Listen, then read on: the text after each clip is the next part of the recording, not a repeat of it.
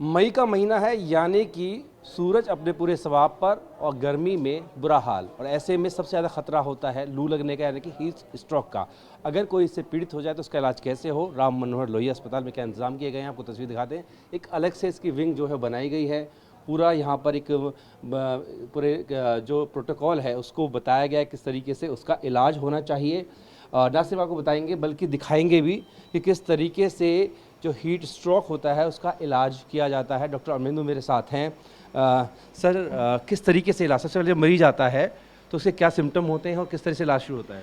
जो heat stroke का patient हमारे अस्पताल में रिपोर्ट करता है उसका टेम्परेचर जो होता है 105 डिग्री या उससे ज़्यादा होता है। ऐसे वाले पेशेंट मोस्टली बेहोशी की स्थिति में आते हैं या मिर्गी का दौरा पड़ रहा होता है। उनकी अपनी स्वेट करने की जो कैपेसिटी है वो ख़त्म हो चुकी होती है, और ये वो सारे पेशेंट्स हैं जिनकी स्वेटिंग करने की कैपेसिटी ख़त्म हो चुकी है। वो पेशेंट्स हमारे इमरजेंसी में आके उनको with in 5 minutes blood investigation भेजी जाती हैं और उनको क्लासीफाई किया जाता है कि ये हीट स्ट्रोक का पेशेंट है। जैसे ही हीट स्ट्रोक का पेशेंट क्लासीफाई हो जाता है वैसे ही हम उस पेशेंट्स को यहाँ पे लाते हैं। तो ये जैसे कि आप ये देख रहे हैं, ये टब है जिसकी कैपेसिटी 150 से 200 लीटर की है। इसमें हम 1 से 1.5 मिनट के अंदर 150 लीटर पानी भर सकते हैं, और इसका टेम्परेचर, पानी का टेम्परेचर जिसको हम आइस कोल्ड वाटर कहते हैं, जिसका टेम्परेचर 1 से 5 डिग्री सेंटीग्रेड होना चाहिए। उस टेम्परेचर को अचीव करने के लिए अगर हम इसको देखें, ये heat generating ice generating machines है। इसकी जो कैपेसिटी है वो 250 से 300 केजी बर्फ़ ये एक दिन में जनरेट करती है, और लगभग करीब हमें 50 केजी बर्फ़ इस टब में डालनी पड़ती है 150 लीटर पानी में। और इसके बाद इसका टेम्परेचर, ये आइस वाटर है जिसमें देखिए, ये आप हिला के देख भी सकते हैं, इसमें पूरी आइस है। और ये इसका टेम्परेचर 1 से 5 डिग्री होता है। और कितनी देर तक इसमें रखना होता है मरीज को? जैसे ही मरीज आता है वैसे ही हम उसको एक्सपोज करते हैं, और उसके बाद उसमें वहाँ पे हम, ये देखिए मॉनिटर है, ये आईसीयू लेवल का मॉनिटरिंग चलती है, जिसमें ईसीजी है, ब्लड प्रेशर है, ऑक्सीजन सेचुरेशन है और ब्लड प्रेशर है। तो उसकी कंटिन्यूस मॉनिटरिंग चलती है। जैसे ही ये मॉनिटरिंग अटैच हो जाती है उसके बाद पेशेंट्स को इस टब में इमर्ज किया जाता है, डुबाया जाता है। उसका जो गर्दन के ऊपर वाला जो हिस्सा है वो बाहर रहता है, बाकी सारा हिस्सा इस पानी में डूबा रहता है। इसमें करीब 20 से 25 मिनट के अंदर मरीज का तापमान नॉर्मल, नियर नॉर्मल आ जाता है। हम 100 डिग्री फ़ारेनहाइट टारगेट करते हैं, और ये 20 से 25 मिनट में अचीव हो जाता है। इमर्शन टब के बाद फिर अगला प्रोसेस क्या है?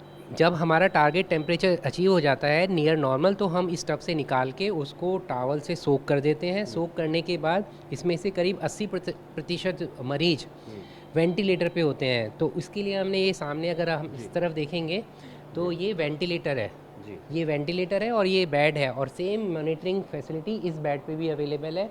उन पेशेंट्स को इमर्शन टब नहीं होता है। इमर्शन टब नहीं होता है, यहाँ पे रखा जाता है, और जैसे ही आईसीयू या वार्ड में बेड अवेलेबल होता है यहाँ से पेशेंट को वार्ड में शिफ्ट कर दिया जाता है। लास्ट ईयर जो हमने पूछने वाला था कितने मरीज आए? हाँ, और लास्ट ईयर फैटल हुआ? हाँ, लास्ट ईयर हमारे पास करीब 70 के आसपास पेशेंट्स आए, और नियरली 30% पेशेंट्स जो थे उसमें से हम उनको बचा नहीं पाए, तो उसकी संख्या करीब 20 के आसपास है।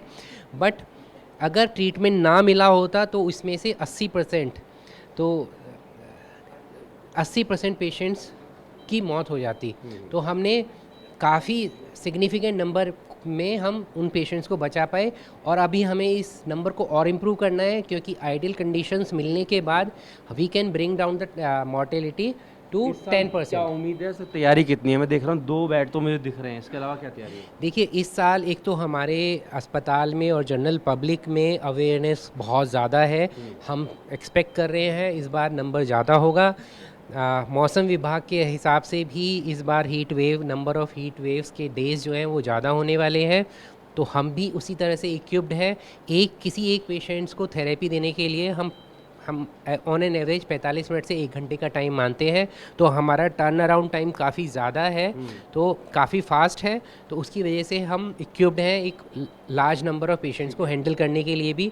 इसके अलावा भी जो बेड अभी आप देख रहे हैं, एक्चुअली ट्रीटमेंट के बाद ये सारे पेशेंट्स या तो वार्ड में शिफ्ट हो जाते हैं या आईसीयू में शिफ्ट होते हैं। तो हमारी वहाँ पे बेड्स ईयर मार्क्ड होते हैं हीट स्ट्रोक पेशेंट्स के लिए। ये तो सर यहाँ का आने के बाद आपका इलाज, लेकिन जिनको पता लग जाए कि वो उसके शिकार हो चुके हैं हीट वेव के, वो प्रारंभिक रूप से उनके क्या इलाज दें या घर पे क्या करें अगर सीधे अब तक अस्पताल नहीं पहुँचता है? देखिए, हीट स्ट्रोक का सबसे बढ़िया और सबसे अच्छा और सबसे प्रूवन जो इलाज है, जितनी जल्दी हम हीट स्ट्रोक पेशेंट्स के टेम्परेचर को नीचे कर दें, वो उस घर पे कैसे करेंगे? घर पे नीचे करने के लिए हम उसको आइस टब या ठंडे पानी से सोकिंग कर सकते हैं, ठंडा पानी दे सकते हैं, बगल में, एक्सिला में, गर्दन में, ग्रॉइन में, यहाँ पे आइस पैक्स लगा सकते हैं।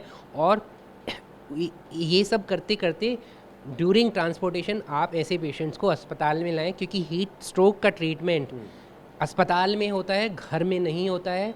बट यस, डेफिनेटली हमें इलाज घर से ही शुरू कर देना चाहिए। अगर अनदेखी की जाए तो जैसे मल्टी ऑर्गन फेलियर वगैरह क्या क्या हो सकता अगर अनदेखी कर दी जाए, अगर पेशेंट के ट्रीटमेंट में इनिशिएशंस में देरी की जाती है, तो मॉर्टेलिटी 80 से 90% है।